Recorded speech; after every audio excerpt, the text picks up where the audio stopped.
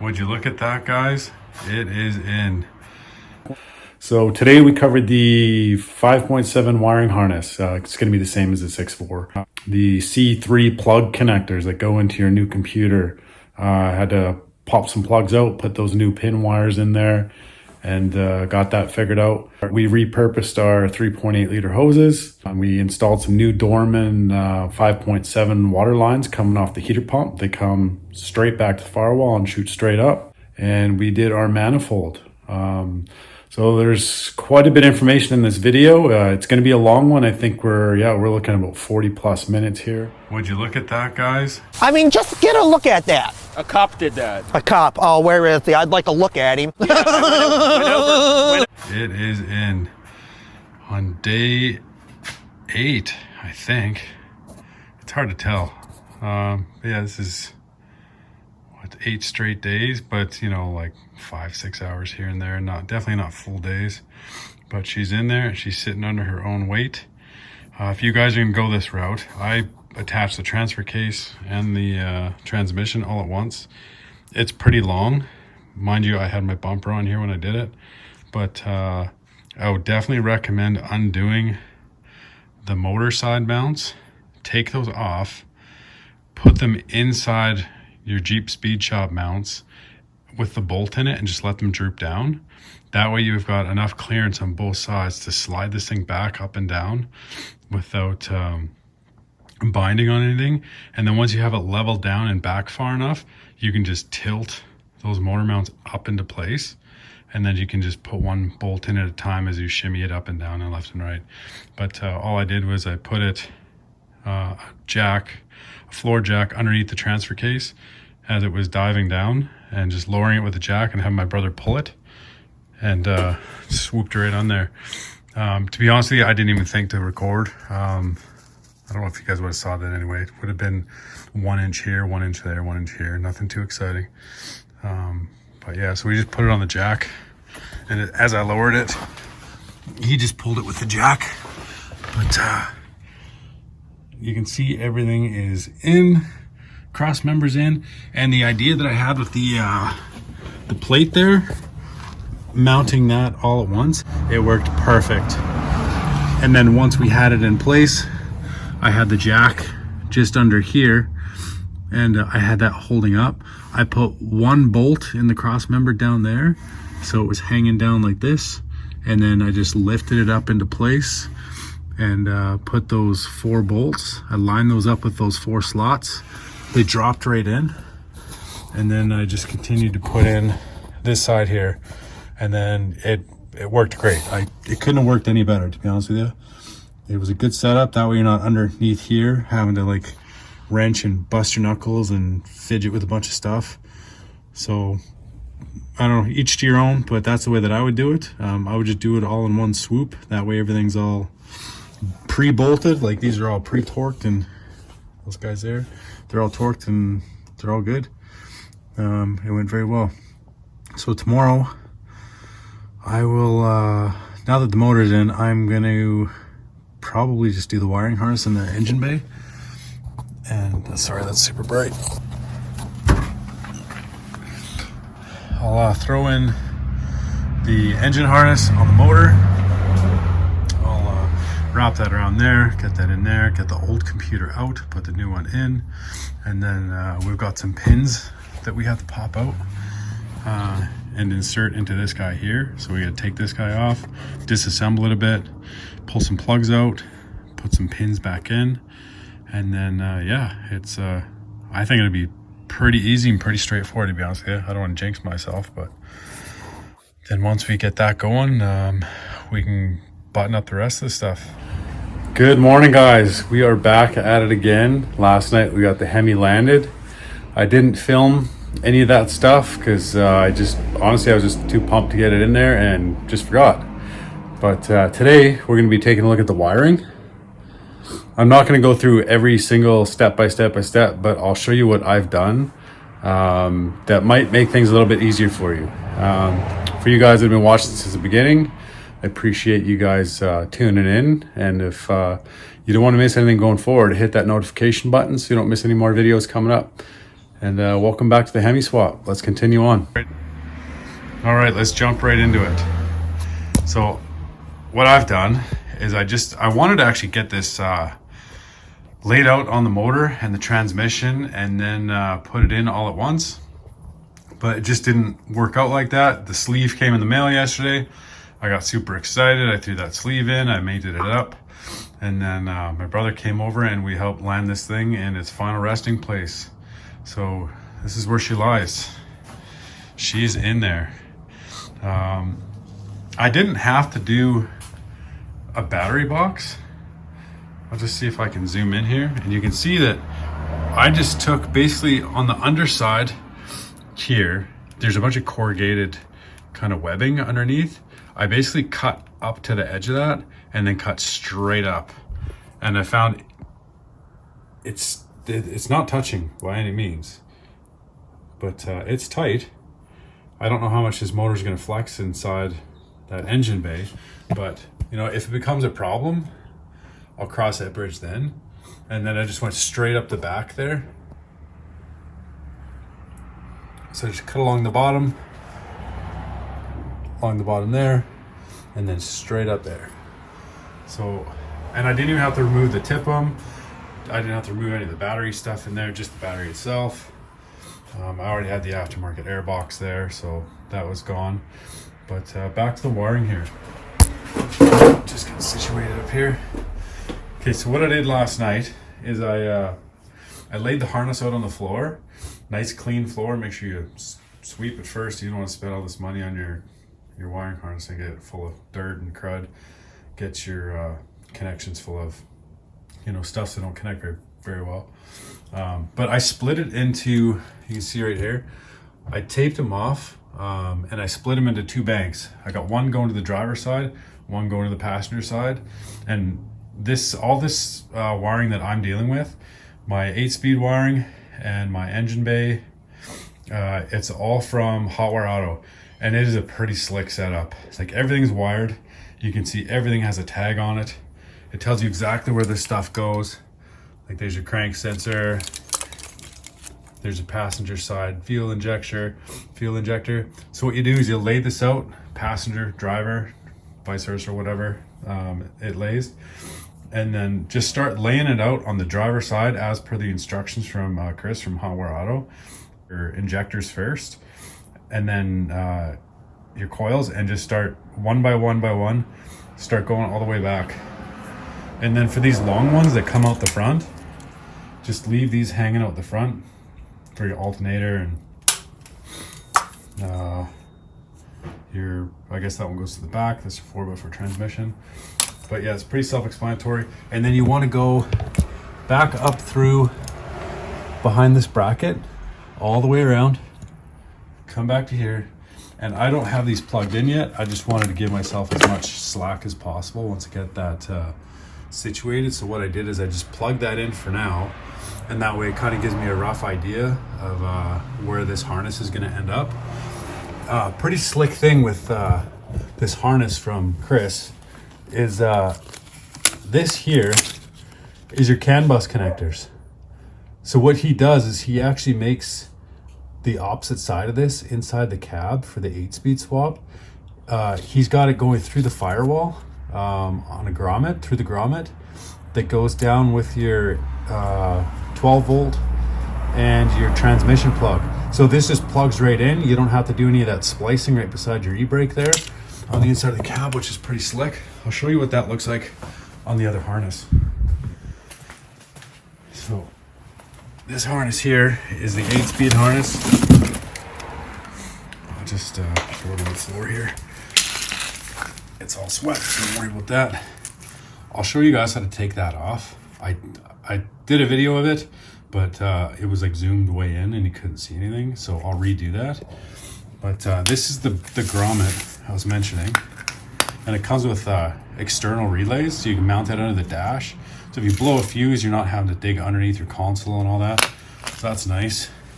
But this grommet here, there's your 8-speed, and there's your CAN bus wires. He's got it plugged right through there. So it pops out this grommet in the floor of your tranny tunnel with your 12 volt to your battery, which is super convenient because you don't have to route it out all the way behind your steering wheel and through the firewall.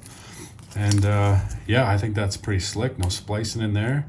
And I think the only other one we have to hook up in the cab is the backup light, or the brakes, sorry, the brake light. But I'll go over this during the install. I just wanted to give you guys a heads up on what to expect if you're dealing with Chris from Hotwire Auto. I'm not getting any deals or anything. They'd be cool if I did, but I paid full price. But yeah, I'll show you this guy.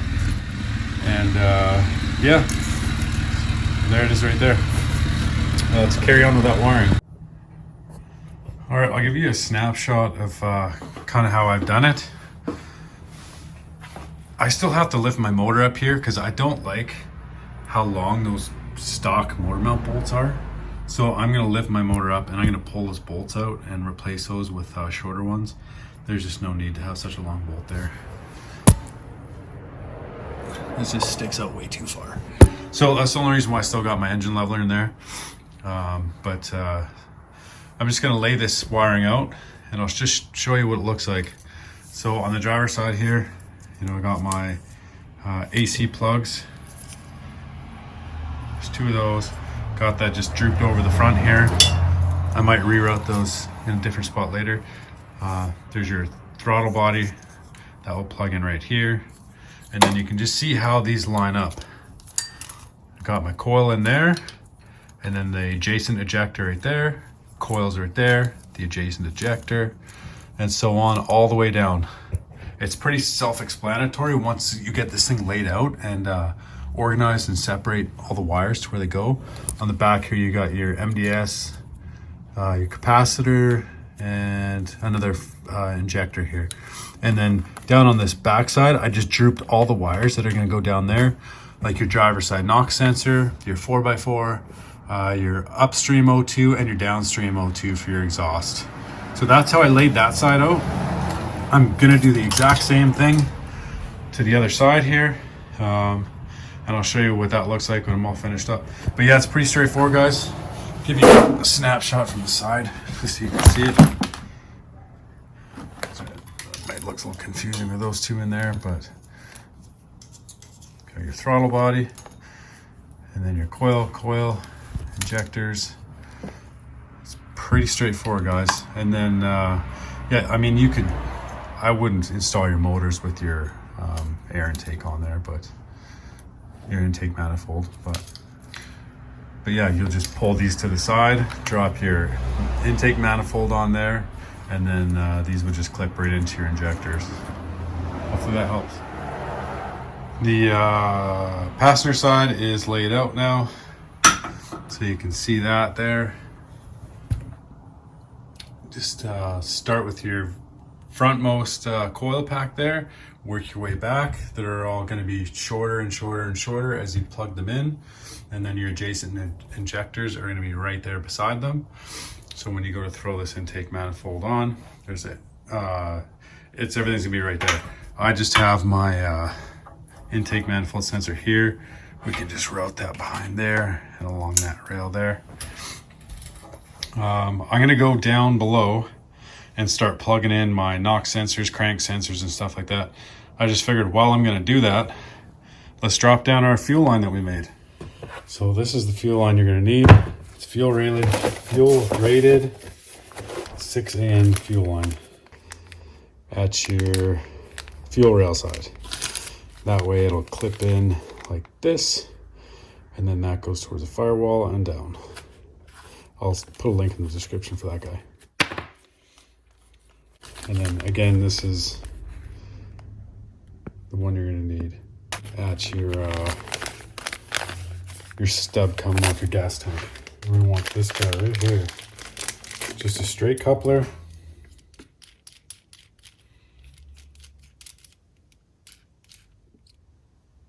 Okay, we've got quick connect here. That goes on the stub of the gas tank line. Boop. This fitting here is going to screw to that line. Just like that. Now this line here, we take the other end of that, You just shove it on the end of this guy here. Make sure it's bottomed out on the inside. Get some silicone spray. I'm back. Okay, so we've got that. Got some silicone spray. Just want to spray the end of that. That way it just helps us get right inside there. Screw that guy in. So we need a couple of wrenches, 3/4 inch. Oh, I can't get over that flange, so we can do it this way too. But that silicone lube or grease helps that guy go right on in there. No resistance. These don't have to be super tight, they're aluminum. You don't want to snap that off. It's snug. All right, so now that you got that on there, that wasn't that bad. Just use some silicone lube. Just get that little nipple in there, slide it in, screw it tight. The rest is pretty self-explanatory. This connection here goes in there, and then this one here just goes onto the gas tank. Okay, to cut this stuff, just put some tape of some sort on there, nice and tight. That way when you cut it, you don't want to put it on too thick. Just enough to stop it from fraying after you cut it. And then you get yourself some cable cutters or something that's good to cut this fuel line. And then just do a nice solid clean motion when you cut this. Try not to make sure you're square too. Square it off the best you can. And just, it's nice and smooth cut. And then that's what you get. That's how you cut fuel lines. Okay, we're gonna do the same thing to the other end of this fuel line, guys. Got a line here. This is the fitting you want. That's what it looks like when you take it off. We need this one. Shove that on there until it bottoms out in the bottom there.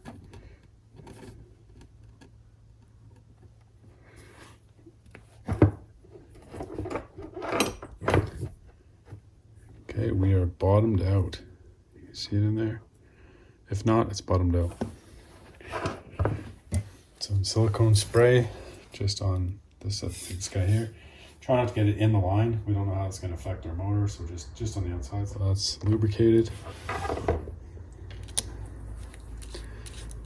Again, these ones are 3/4 inch. I'm pretty sure they're standard 3/4 inch. It's the only ones I've come across. Put that one on there. I'll get this tightened up and I'll get back to you. All right, and just like that, our fuel line is made, ready to go.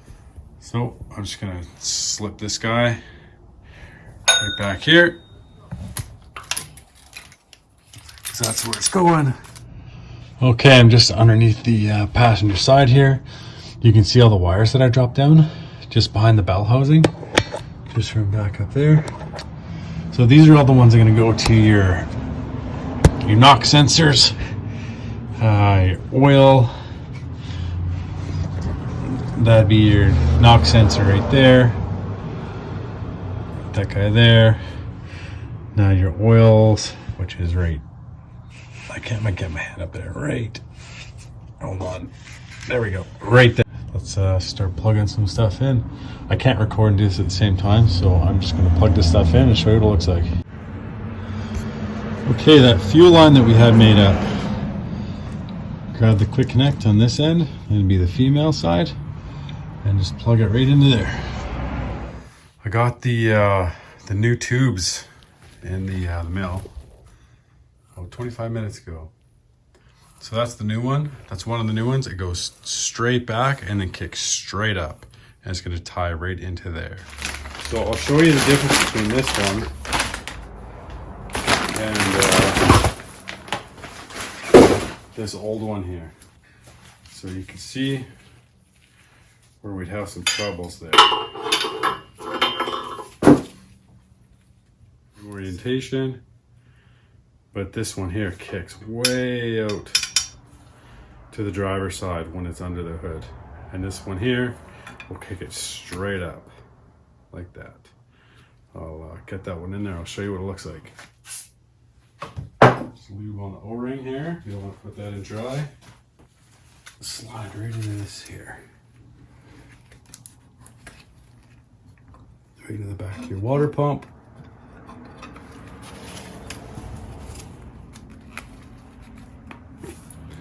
There, found its way home.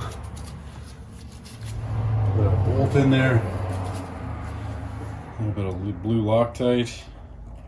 I'll just show you what that looks like. And you can see how that will look much better. Going over to here, that one to that side, this one to that one right there. So we're gonna use our old 3.8 liter hoses. And when I cross that bridge, I will show you what that looks like.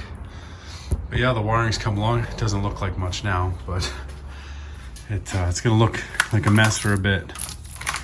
So we get all our wires tucked into place here. I didn't want to set these in place yet until I found a home where all of this wasn't tight. It was like nice and relaxed and loose. I didn't want, you know, it to be straining over there and trying to tug that thing. So I'm just leaving this as is. I'm gonna set that where I want it. And then once I get all of this in the engine bay here to its home, then I will work my way back that way, strap everything up, and then finish off right here with the new computer and plugging that in. So yeah, it's coming along. Not too bad for, I think this is day 9. Again, only 4 or 5 hours a day. Not too bad. I'm pretty sure once you guys start watching this video, and you can do step by step if you got the time off work or whatever it is, but you plug along much faster than I have. But yeah, let's keep this up. Probably help if I showed you guys the part numbers for these. So there's that one there, and that one there. Okay, before I get all these wires settled in place, I figured I might as well put these heater hoses in, coming off the back of my water pump tubing. We're gonna repurpose our old water hoses. So if you look at this one, it's got a shorter elbow right here going this way. This one here, it's longer in that section right there. So this one we're gonna use for the right side or driver side, and this guy for the left side, passenger side. So I've already got mine set up with a clamp on there. So I'm gonna put that clamp on there first, and then I'm gonna figure out where I can chop that. I'm just gonna give it a little bit of lube so it slides on there better. I'm just using this silicone spray.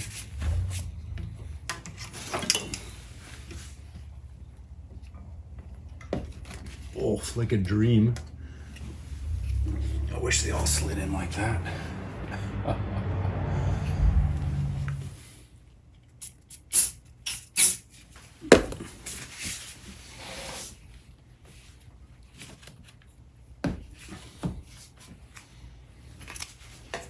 Okay, so I just got some cable cutters. You can use whatever you want.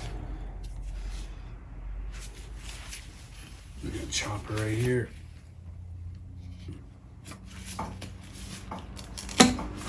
I find those work pretty good. And then before you put that on, make sure you put your clamp on there. Slide it over your tube. Maybe get a little bit of silicone on that guy.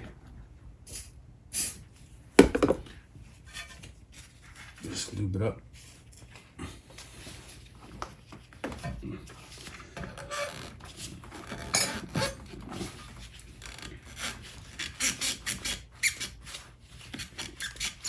Now you don't want it pulling down.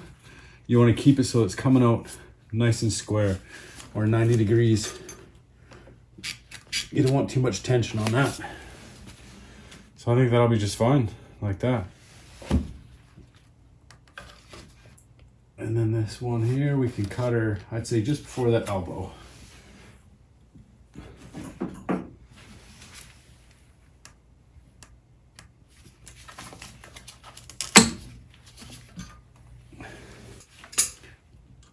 probably in your way right now, but you just want to feel right where the end comes up here, and you want to be right in between the tip of that and that little notch there. That's where your clamp is going to sit. Give you a front row seat. So I'm just going to slip this clamp over the tube at the back. That way it's ready to go. Get that one on there. Again, you don't want to pull down on this heater core tube. You just want it sitting nice and natural. No tension on it. And then throw your clamp on.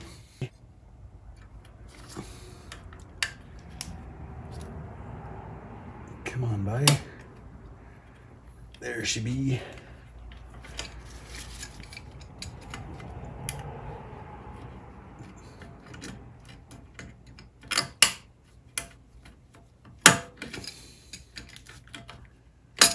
Okay, we just want that. You feel for the nipple in there. Looks like I'm right there. So I'd like it to actually come down a little bit. There we go.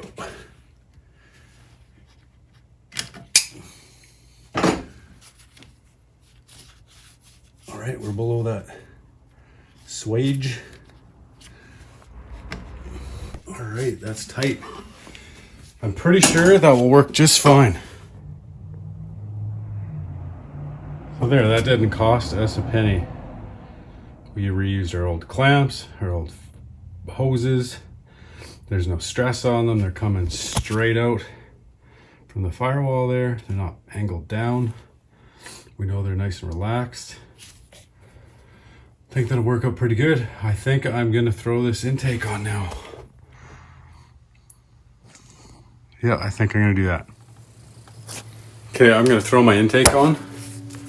I don't know if this is gonna work in regards to that brake booster hose coming off there, but I set it up. That's the original one. I just popped it off the back and then just tucked it up behind the brake booster, knowing that I'd have to use it again. I'm hoping this is just gonna plug right into the back of the new intake manifold. We will have a look here and see. Just straightening it out here, you're all crooked. Just got my tape off, used some brake clean to get the residue from the tape, just in case there was any. Make sure your stuff is out of the way. Like these excess wires. Starting to look like a motor, guys. Girls and girls. There's girls watching too, that's pretty cool.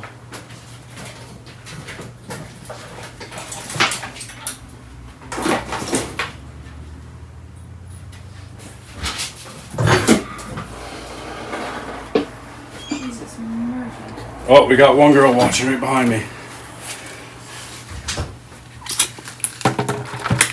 Okay. Get this on there.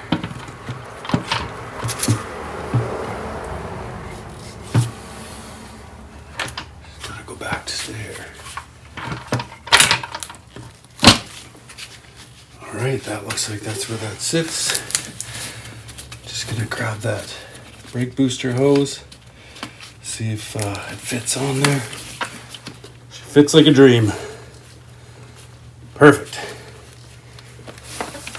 All right, well, I'm gonna bolt this down and I'll get back to you.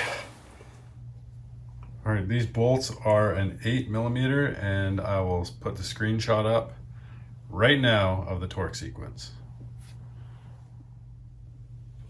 All right, let's start that torque sequence. So you want to go with the third one up from the front on the driver's side.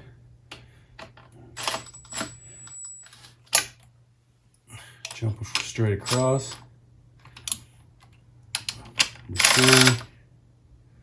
Straight across from that one, 4.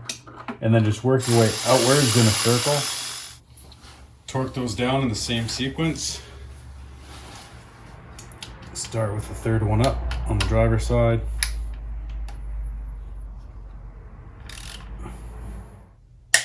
There we go. It seemed like it took forever.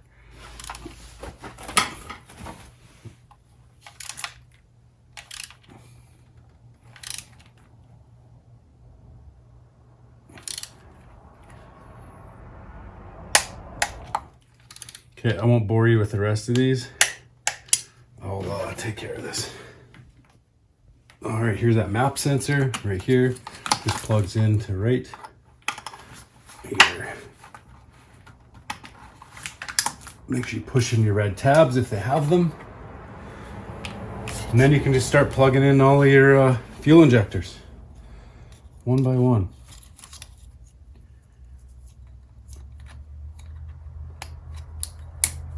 Push your tabs down. Zip tie all these too after. I'm probably going to put all these in loom. Probably the smarter thing to do. Want to protect that wiring, right? Okay, off to the other side here. You know, you don't have to be completely stuck with the way that they laid these out. I found that back there at the main harness, I actually had to take about 1.5 inches off and splice it up a bit more so I could separate it like that to give myself some more play coming around the side of the block here. But you can't go too far because this this rubber coating that they have, the sheathing, it ends like right pretty close to that, so you can't come too far up, otherwise you'll expose the bare wires. Just a little tip there that I learned on my own. That one's in. These harnesses are amazing. Like they're so straightforward. Like anyone could really do this. And it looks so clean when it's done. Just be cognizant of where you're putting these. You don't want wires laying on top of wires if you can avoid it. You just want them pulling out. Like these guys here. You just want wires laying on top of that because it'll pull that down and pull that right out. I've got a loose one here. I don't know if it just came like that or if I did it, but right in there, you see the end of the sheathing there. It's all exposed. I'll just put some silicone on top of that. Okay, I'm gonna get the rest of the stuff plugged in here and okay, let's tackle this wiring at the computer here. We got 4 wires we need to tap in, and this is the Hotwire Auto harness, as well as the Hotwire Auto harness for the 8-speed. So these kits work in conjunction with each other, the 8-speed and the Hemi kit. So these are the 4 pins that we're gonna have to insert into this body harness plug here. I think that's what this plug is. This one's the one that remains. It's your white one. So we will have to take this casing off in the back and then expose the wires. And I'll show you how to do that. In order for you to give yourself a bit more room to work with, so that this is a bit free, just undo this plug here. This goes to your washer, straight down there. So there's these 4 tabs right here. 1, 2, 3, 4. We're gonna have to pry these open and pull this faceplate off without snapping them. So good luck. I was not able to get that off with without snapping these 4 pins here. We'll just have to silicone them or super glue them or something there. But once you have that off, there's these little red tabs on the inside here. Just pop those to the side, each side, very gently. And then on the back side here, you've got a hole there and a hole there where you can put in a small screwdriver. Let's just grab a small screwdriver here. Put it right inside there and just lightly pull out to the side here.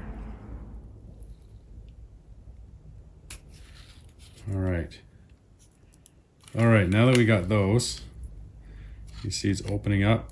You're gonna have to straighten these wires out so this slides straight back, so that this thing can come straight back. Like, try and straighten out these individual wires here, because that's what's gonna be binding.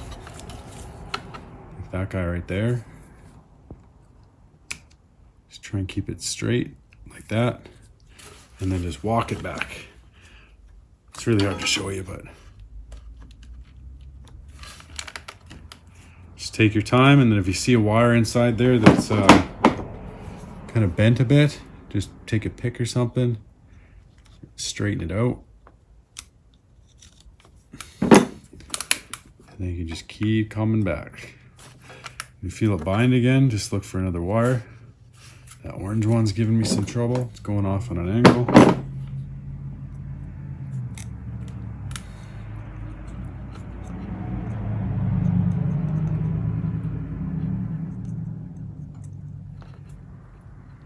Okay, again, just see, now it's starting to come pretty easy.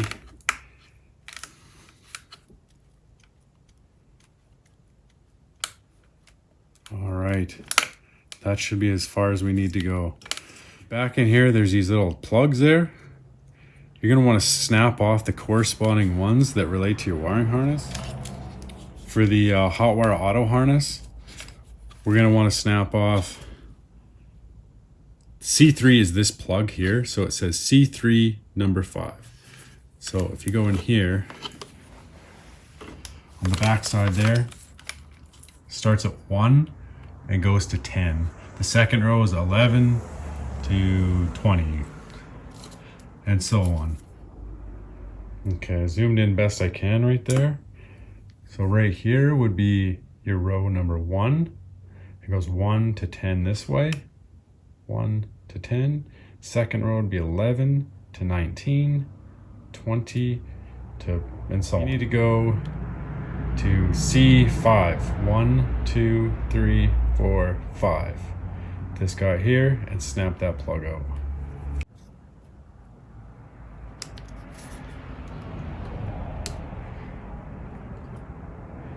It's really hard to see because I'm doing it through my phone here. So I'll get those snapped out and I'll show you the next one. You're gonna want to snap out pins number 5, 6, 8, and 33.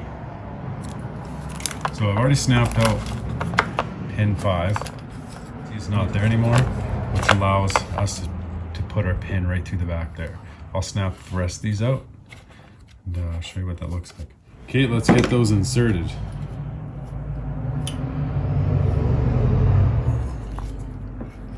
So we'll start with number 5. If you guys can see that. So we're going to go 1, 2, 3, 4, 5. That's in there. We can go ahead and put our last pin in. So we'll just flip this over and go straight into these little name tags here.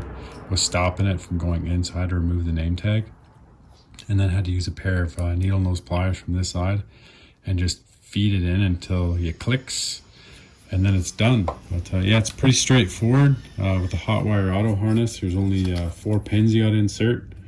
That's C5, 6, 8, and 33. Pretty straightforward. I'm going to throw on some electrical tape here after I'm finished out, so just there's a nice clean look to it.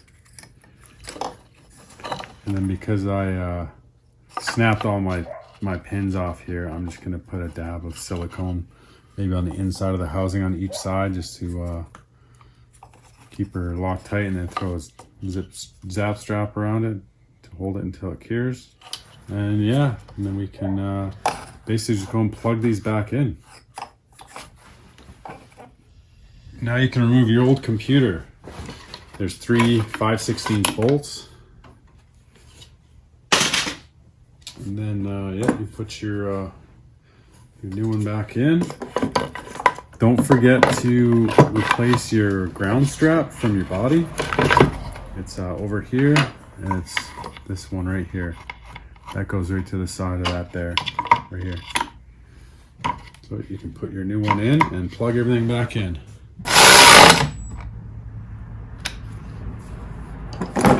Okay, now you can plug in your new wiring harness. I'm just waiting for this one to mend. I just threw some silicone in here And then once that dries up, I can throw that back in there.